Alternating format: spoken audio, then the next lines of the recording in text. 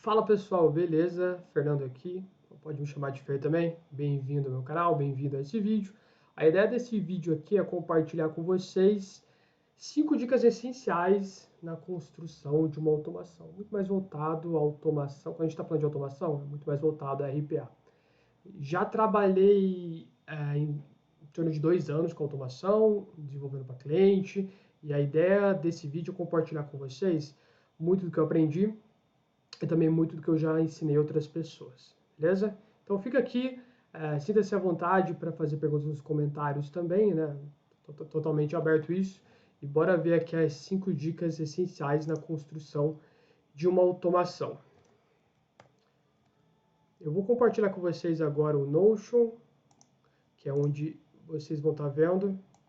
Eu vou me colocar aqui do ladinho para estar acompanhando com vocês, beleza? Um segundo.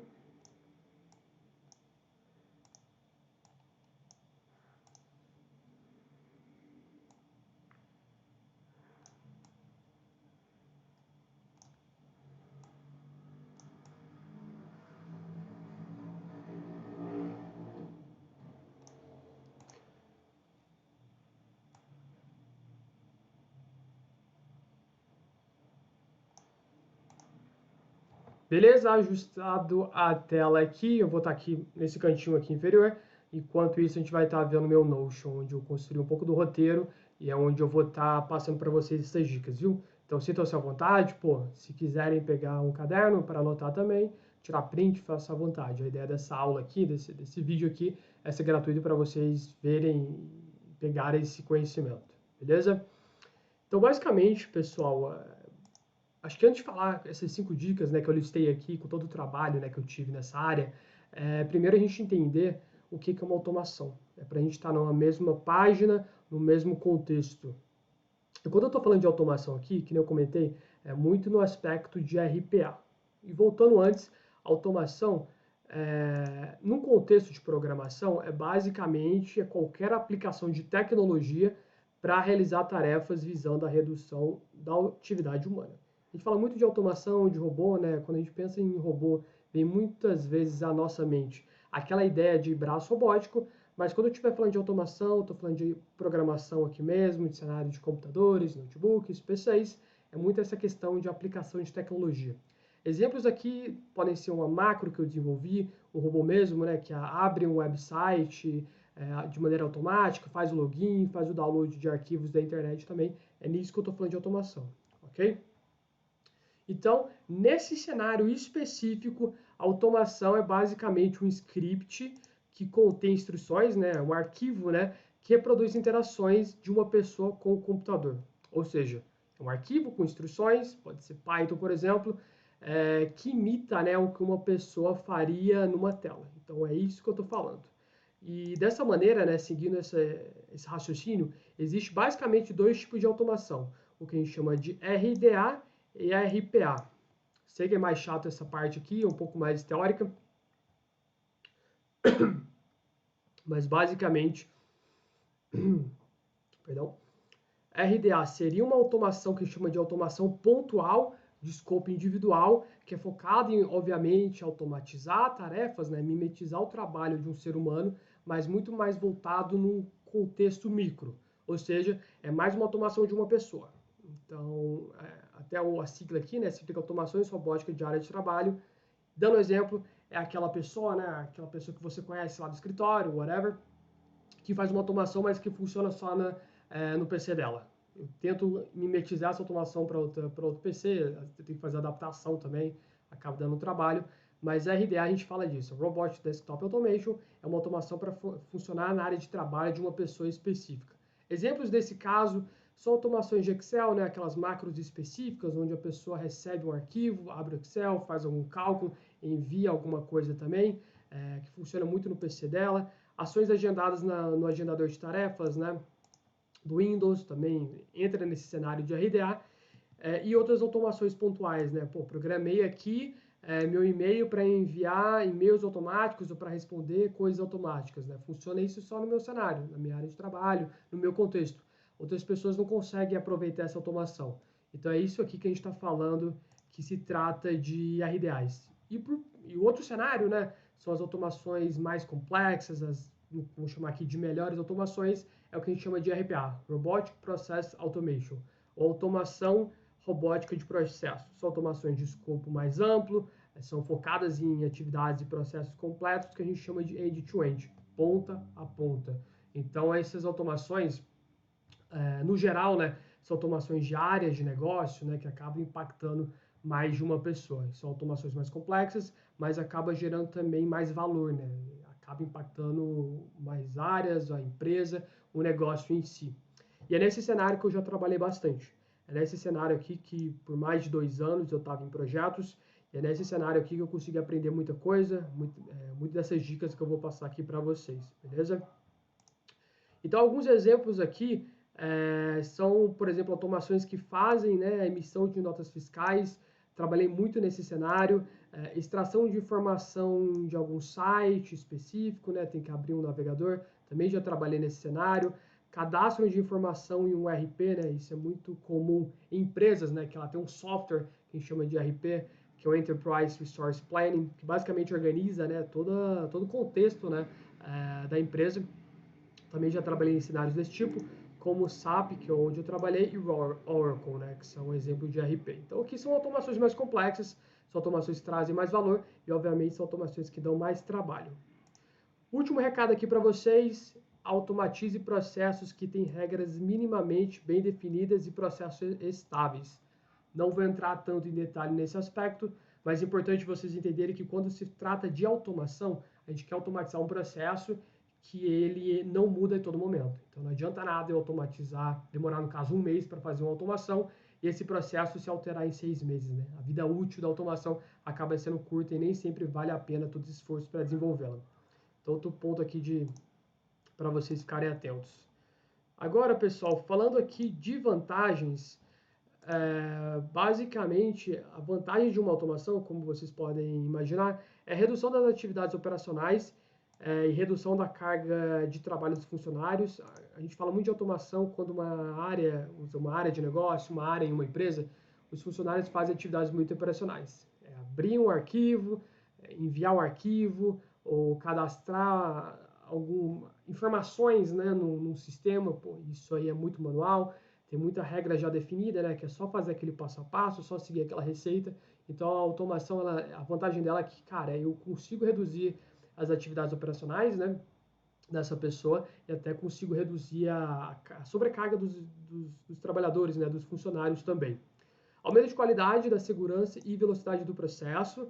Obviamente a automação ela vai fazer o que ela foi desenvolvida para fazer. Ela não inventa nada do nada, ela não fica cansada, ela não surge ideia do nada assim. Então, ela vai fazer o que ela foi escrita para fazer. Então, isso melhora muito a qualidade do processo, a segurança e velocidade, né? Um exemplo aqui, num projeto que eu trabalhei, que a gente está fazendo, no caso, uma automação de emissão de nota fiscal. A gente tinha um processo onde uma pessoa solicitava, né, ao funcionário a emissão de uma nota fiscal. Esse funcionário, que eu vou chamar aqui de solucionador, ele demorava até 1 hora para emitir essa nota fiscal. Era um processo trabalhoso, eles faziam todo esse processo no SAP e tinha várias etapas que tinha que ser muita informação e muita tela, né? Então era um processo mais chato. Quando a gente desenvolveu a automação começou a fazer esse mesmo processo em menos de 10 minutos. Às vezes fazia 8, 7 minutos. Então era um processo que demorava 1 hora, a gente passou para menos de 10 minutos. E, obviamente, a automação não cansava, ela sempre fazia do mesmo jeito. Então era bem interessante isso e quanto que a gente melhorou na qualidade. Outro ponto aqui de vantagem, redução dos erros manuais e das perdas operacionais. Então, às vezes, quando um funcionário acaba fazendo alguma coisa errada, tem uma perda associada e a gente aumenta, esse ponto legal, aumenta a satisfação das pessoas no processo. Quem são essas pessoas, Fer? Tanto a pessoa aqui no exemplo que eu citei, a pessoa que solicitou a emissão da nota fiscal, porque ela vai ter aquela resposta em menos tempo, de 1 hora para 10 minutos, e tanto a pessoa que está acompanhando a automação, que no caso era o funcionário que tinha que fazer esse processo. Obviamente, não dá para a gente confiar 100% na automação, porque às vezes ela tem erro, né? No caso, o usuário vai colocar alguma informação errada e é necessário uma pessoa para verificar isso. Então, a pessoa acaba tendo mais tempo para dedicar às outras atividades também, né? Então, a pessoa que, no caso, resolveria essa ação. Então, aumenta tanto a satisfação das pessoas em ambos os lados. E quando você está num ambiente empresarial, né, corporativo, a gente mede isso muito através do NPS, que é um indicador de satisfação do processo, que o pessoal utiliza bastante. E algumas ferramentas que a gente pode utilizar para automatizar processos, ferramentas de automação, que no caso que eu vou citar aqui com vocês, a gente pode dividir em duas classes.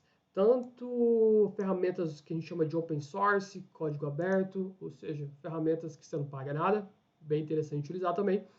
Que os pontos positivos dela é que não tem baixo ou nenhum custo de licença, ela tem uma maior eficiência, já que, beleza, por exemplo, eu consigo programar, eu tenho um melhor controle, né, do que eu estou fazendo, tanto de recursos que eu estou utilizando, eu consigo paralisar operações também. Então, eu tenho uma maior eficiência e flexibilidade. E, obviamente, tem ponto negativo associado, que no caso é mais trabalhoso e complexo fazer. No caso, citando aqui, você tem que aprender, você tem que entender a linguagem de programação, tem maior tempo de aprendizado, né? A gente utiliza muito esse termo de curva de aprendizado. A curva de aprendizado nesse cenário é maior, né? Você pega uma pessoa nova, vamos dizer, um estagiário, se ele não sabe programar, ele vai demorar um pouco mais de tempo para pegar essa ferramenta do que uma ferramenta paga, por exemplo.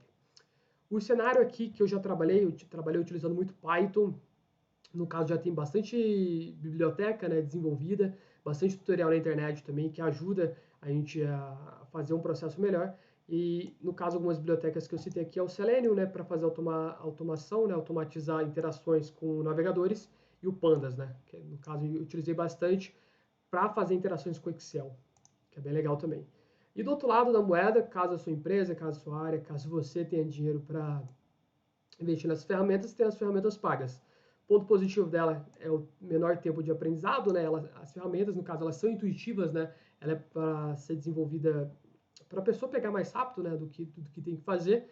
E ela também permite mais segurança da informação. É uma ferramenta mais robusta, então tem todo um time, né? Uma empresa de desenvolvimento associada que garante, que faz, né, esse software para garantir que ele seja seguro e seja intuitivo também.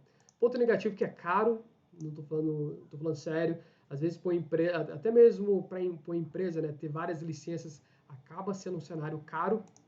E alguns exemplos aqui das melhores, né, das mais conhecidas, das top ferramentas de automação é o Power Automate da Microsoft e o iPath. No caso aqui, eu já trabalhei com projetos envolvendo Power Automate. Muito legal também, intuitivo, é muito questão de que a gente chama de low code ou no code, ou seja, você praticamente não utiliza nada de automação. O que você precisa fazer é bloquinhos sequenciais para automatizar seu processo. Então é bem legal também, se a empresa tem dinheiro e se as pessoas não têm conhecimento de automação, utilizar essas ferramentas.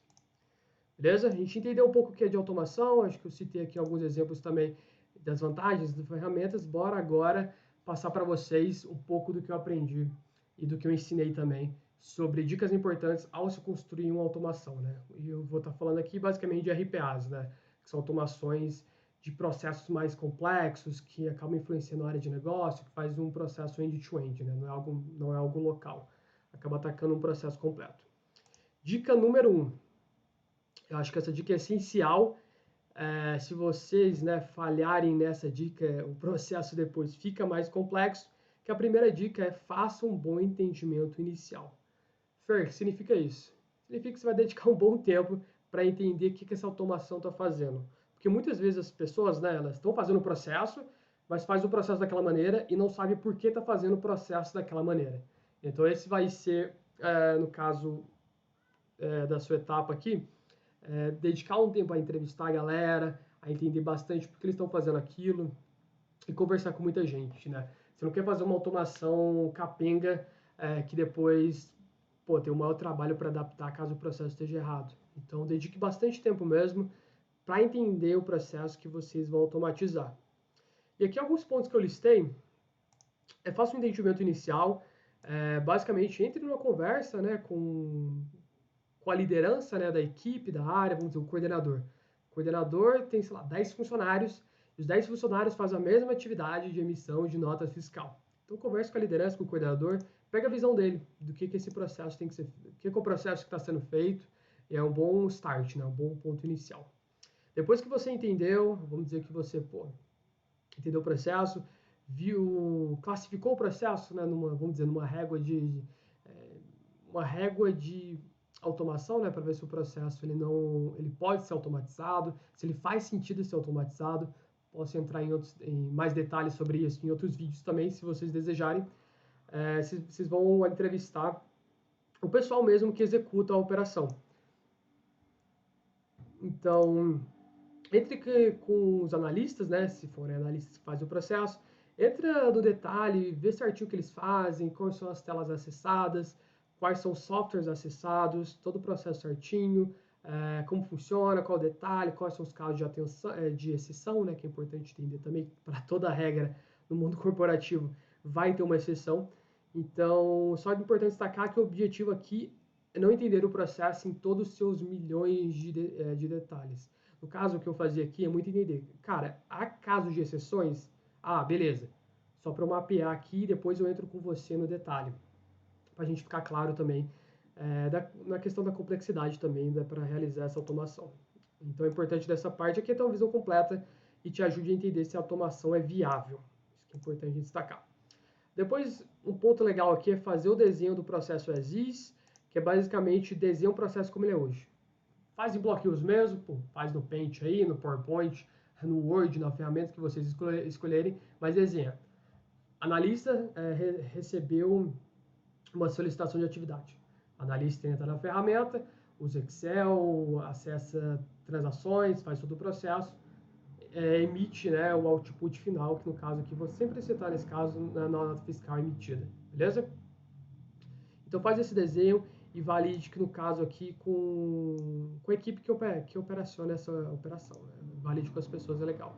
Depois disso, é muito importante a gente identificar quais são as dores. O pessoal ele só vai cuspir a informação, eu faço desse jeito, não necessariamente é a melhor maneira a fazer, mas se a gente quer fazer um RPA, pô, que seja legal, que faça sentido, que melhore muito o processo, todas aquelas vantagens que a gente disse lá em cima, é importante seguir essa dica, que é também identificar as dores e a viabilidade da automação. Identificar quais são os primeiros gargalos, beleza, tem um sistema lá que pô, é muito lento, cara, é um gargalo. Então eu tenho que mapear isso, eu tenho que entender isso, e no caso acaba sendo um risco também para a automação que eu vou desenvolver. Identifique no processo onde dá para automatizar. Importante dizer isso porque a pessoa vai chegar, normalmente a pessoa vai chegar e vai falar todo o processo que ela faz. Abre, sei lá, 1 milhão de software diferentes. Nem tudo dá para automatizar. Então é importante entender também onde dá para automatizar, que software eu consigo automatizar, que processo eu consigo automatizar, para você encaixar essa interação humano-automação também. E lembre-se que nem todo processo vale a pena. Não vou entrar isso no detalhe nesse vídeo, mas realmente tem algumas regras aqui que a gente consegue explicar um pouco melhor em que cenário uma automação vale a pena ou não. Identificar as regras de negócio, identifique quais regras do processo são mutáveis e construa uma automação já preparada para esse cenário. Vocês vão notar em processo de automação que há várias regras que estão na cabeça da pessoa. Eu tenho que inserir lá um real lá 4,2. Por que isso? Não sei, uma regra de negócio foi determinado isso. Então, ao invés de você deixar isso no código, a gente sempre fala martelado lá no código, você está lendo o código, coloca 4,2 lá numa variável, faz isso numa tabela Excel. Porque caso esse número altere, é muito fácil para esses analistas, né, quem está operacionando esse processo, alterar isso. Então fica claro para eles o valor e eles conseguem alterar a automação nesse aspecto. A gente chama muito isso de tabelas de para, onde a gente guarda esse tipo de informação.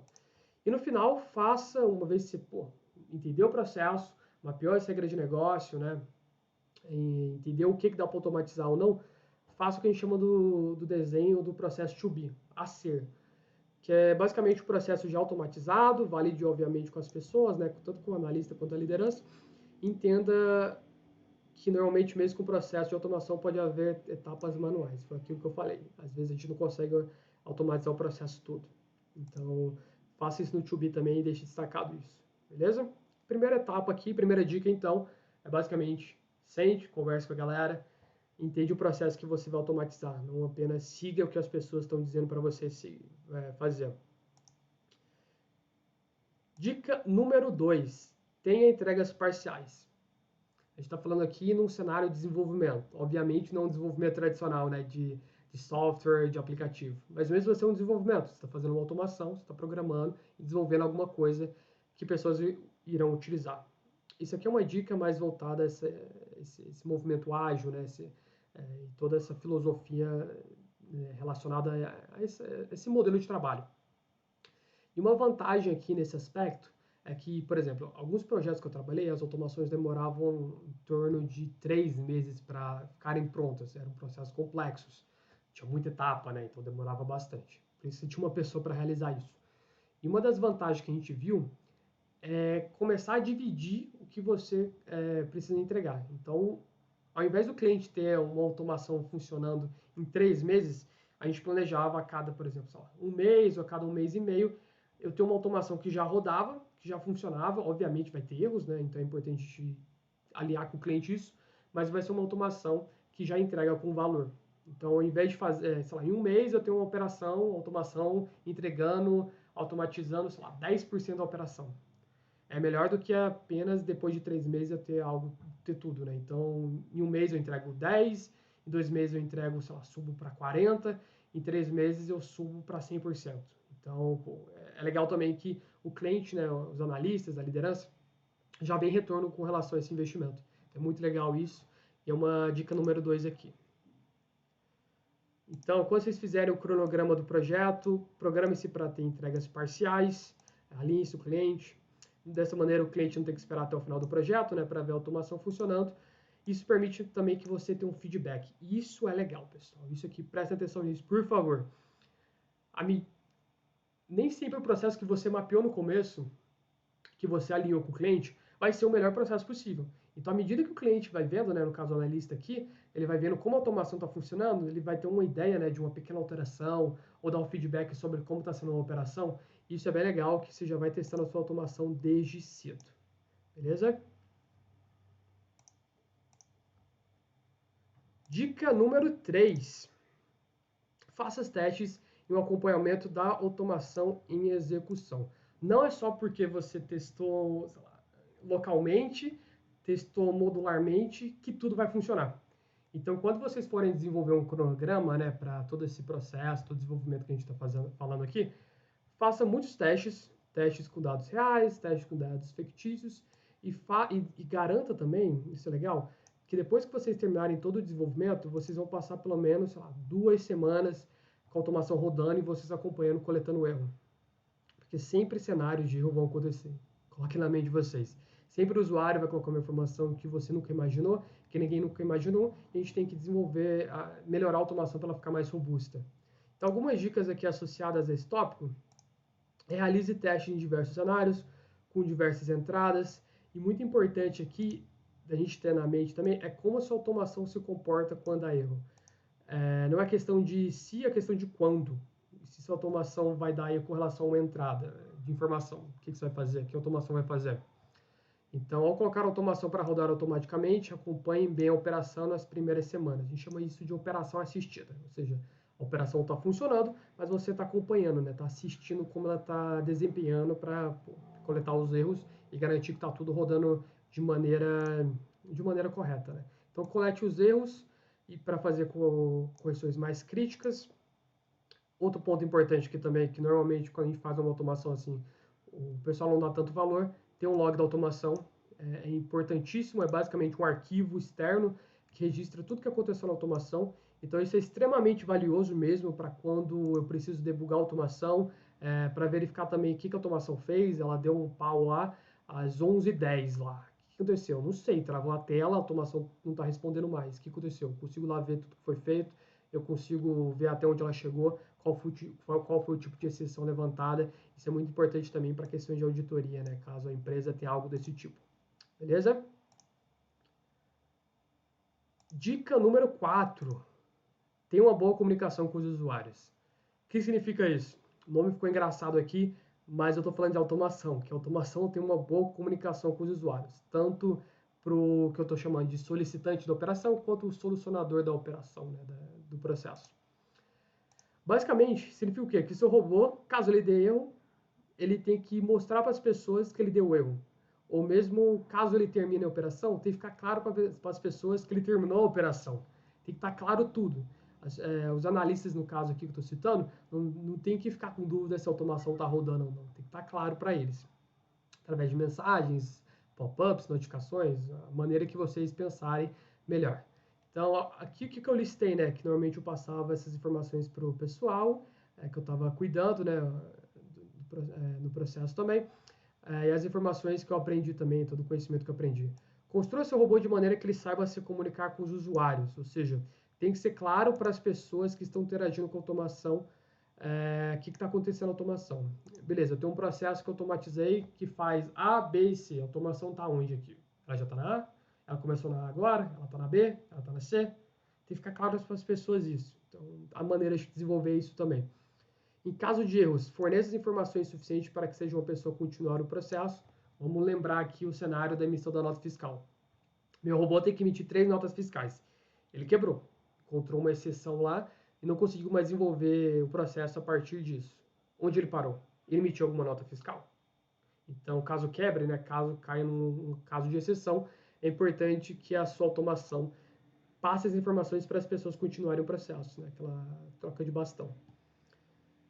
Exemplo de perguntas aqui que eu estava citando para vocês. É basicamente como saber se o robô deu erro. Fica claro para os analistas se deu erro? Fica claro para você se a automação deu erro? Como você descobre isso? O que fazer quando o robô dá erro? Ele vai passar, no caso, sei lá, o processo para uma pessoa? A pessoa vai saber que o processo deu erro? Em que etapa do processo o robô parou? E o robô está rodando? Eu coloquei para ele rodar às 10 horas. Deu 10 e 5. Ele está rodando ou não? Eu tenho que saber disso também. Aqui alguns exemplos de ações com relação a enviar mensagens explicando em que etapa parou, foi muito que eu comentei, que tipo de erro que aconteceu, foi um caso de exceção, foi um caso que, por exemplo, isso é legal. Nem todo, vamos dizer que, citando novamente esse caso aqui de emissão de nota fiscal. Nem todas as notas, tem algumas notas fiscais, vamos pensar que 90% das notas fiscais são padrão e o robô consegue fazer. Mas tem 10% ali, um caso específico que manda uma nota fiscal sei lá, de um fornecedor X, de um produto Y, que a automação não consegue fazer porque a pessoa tem que analisar alguns cenários. Então, se o robô se depara com esse tipo de caso, ele tem que já mandar para a pessoa que ele está nesse caso, ele não vai fazer essa nota fiscal. Então, a gente tem que pensar nisso também para transmitir, para se comunicar, né, com a pessoa e ficar claro para ela também. Enviar a mensagem que a automação está funcionando. Isso aqui é legal também, facilita muito o trabalho entre humano e robô se fica claro para as pessoas, né, como que a automação está funcionando. Finalmente, dica número 5, a parte mais chata, a parte que o pessoal normalmente não gosta, que é a parte que a gente ignora, né, acaba fazendo um pouco mais com desgosto, que não é a parte legal no geral, é que documente a sua automação. Beleza, você passou 1, 2, 3 meses envolvendo o seu processo, fez um RPA legal, automatizou um processo, agora ele está funcionando perfeitamente, você coletou erros, o cliente deu um feedback legal, você conseguiu mapear e tratar os casos de erro e de exceção que acontecia, a comunicação entre o robô e ser humano está legal, você tem um log, você agendou certinho, está tudo funcionando perfeitamente, documente agora. E se planeje para sustentação. O que eu estou querendo dizer nisso aqui? Normalmente, quando a gente desenvolve, né, muito nesse lado desenvolvedor, para uma área de negócio, para uma área, né, que tem esses funcionários que operacionam esse processo, a gente desenvolve, mas a gente não consegue acompanhar sempre lá essa área, né? Então a gente tem que documentar isso e planejar para alguém cuidar disso. Existem alguns cenários possíveis, nos casos que eu já trabalhei.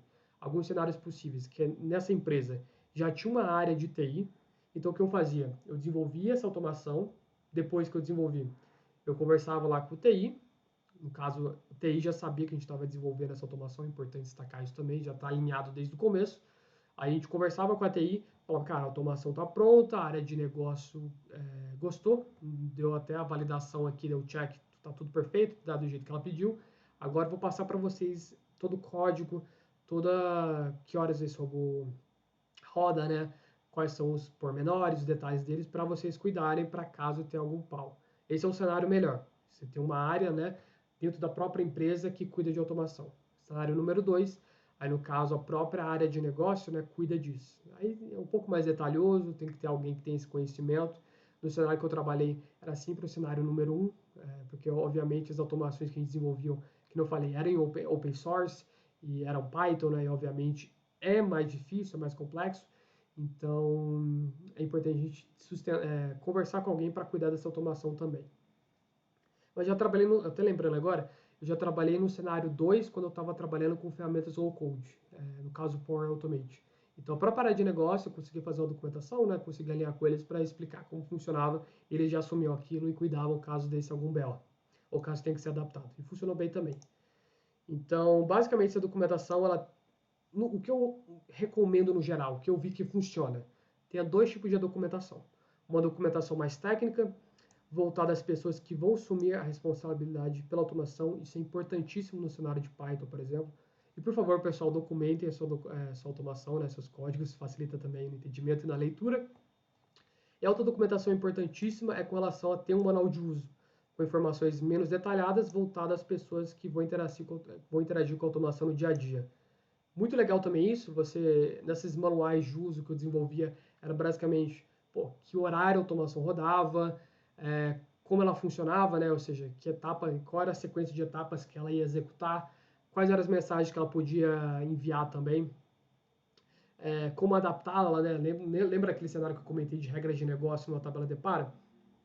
Onde se encontrava essa tabela de para, como alterar, quais são as mensagens de erro que a automação poderia emitir também. Então, ficava claro para o pessoal, né, caso dê algum problema, ou caso queira entender melhor como ela funciona, tinha esse manual de uso. Ele é bem importante também. Ele é mais fácil de fazer no geral também. A documentação mais técnica acaba tendo várias páginas, né? Então acaba sendo mais trabalhoso. Então é muito importante. O que eu recomendo no geral, comece pelo manual de uso. Ele traz valor mais rápido para a área de negócio. E depois alinhe com a área de TI, né? Se tiver, né? Se for nesse cenário, como vai ser a documentação que vocês vão desenvolver. E depois, alguém vai cuidar, né? Que eu nem eu citei, e vai acompanhar esse robô. Então faça de tudo para que essa transição de responsabilidade seja mais fácil possível. Como vocês podem fazer isso? Marque reuniões, converse. Vamos dizer que você está no cenário home office, né? Bem comum aqui para desenvolvedor. Marque reuniões, grave essa reunião também e mostre etapa por etapa como funciona a automação, quais são os códigos que tem, quais são os casos de exceção. Deixa tudo gravado.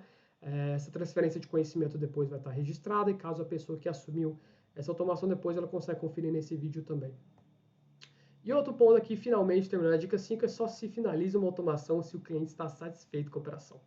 Então, se você fez uma automação, cara, não seguiu a dica número 1 legal, deu muito trabalho, teve que fazer vários casos de exceção e teve que fazer várias correções, você só vai conseguir terminar de fato se o cliente estiver feliz com a operação. Beleza? Pessoal, obrigado por assistirem. Basicamente aqui, vou deixar até fácil de visualizar, foram as 5 dicas que eu acho bem importante quando a gente está desenvolvendo uma automação, né, principalmente nesse cenário de RPA. E caso tenham dúvidas, por favor, mande nos comentários. Aí, mais um pontinho aqui para vocês. Simplifiquei aqui esse vídeo nesses 5 pontos, mas eu tenho outros assuntos aqui que, caso vocês tenham interesse, dá para a gente conversar também. Eu posso gravar alguns vídeos relacionados a isso. Basicamente, são essas perguntas, como eu posso priorizar, quais processos são prioritários para se automatizar, ou seja, ficou até redundante aqui, mas basicamente, eu tenho um processo, faz sentido automatizar ele ou não, em questão de complexidade e benefício. Como eu calculo o benefício também? Acho que é outros assuntos que a gente pode abordar, então caso faça sentido para vocês, coloquem nos comentários. Como metrificar os ganhos e retorno de uma automação, né? Cara, investir em 2 desenvolvedores, como eu posso metrificar o retorno. Isso é muito bom também para a área entender que, cara, o que a gente está fazendo traz valor para eles também. Então, ter números, né, entregando números também é interessante.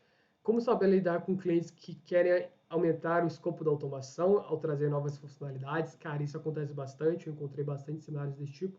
O cliente sempre diz, faz mais uma etapa, é tranquilo, é mais uma semaninha, não é tão fácil assim. Quando a gente muda tanto no nosso cronograma, a gente acaba se comprometendo também com a entrega, né, qualidade do nosso produto, né, da nossa automação. Como lidar com imprevistos que impactam o cronograma. No caso, beleza, a pessoa ficou doente, ficou 3 semanas fora, como eu posso alinhar com o cliente com relação a isso? Tem tive cenários que eu trabalhei com isso também. Como definir os critérios de aceite da automação? Isso é legal de falar, que é basicamente, cara, eu tenho uma automação é difícil funcionar 100% dos casos. Então, como eu posso definir qual que vai ser minha régua de aceite? Vai ser 70, vai ser 80? vai ser questão de tempo, em questão de, cara, automação funciona em todos os horários possíveis, quais vão ser as regras que a gente vai estabelecer aqui para, de fato, essa automação ser considerada beleza. Posso aceitá-la do jeito que ela está. Construir relatórios para acompanhar o desempenho da automação, isso é muito legal para ter de maneira visual. Sei lá, a automação ela emitiu 1.000 notas fiscais por mês. Ela funcionou em 900 casos, esses 100 casos. Que tipo de exceção foi levantada? Isso é legal também para mostrar para o cliente, para a gente entender também onde a gente pode atacar, se faz sentido a gente atacar esses casos de exceção ou não. Como construir mensagens claras para enviar para as pessoas sobre as ações realizadas pelo robô. Como desenvolver um log para automação, ou seja, cara, o que eu tenho que colocar lá nesse log. E como construir um manual para automação. Então, caso faça sentido alguma dessas perguntas aqui, por favor, coloque no comentário e a gente vê aqui de construir mais um vídeo, né, para abordar um pouco desses assuntos, beleza? Pessoal, muito obrigado pela atenção e até a próxima. Tchau, tchau.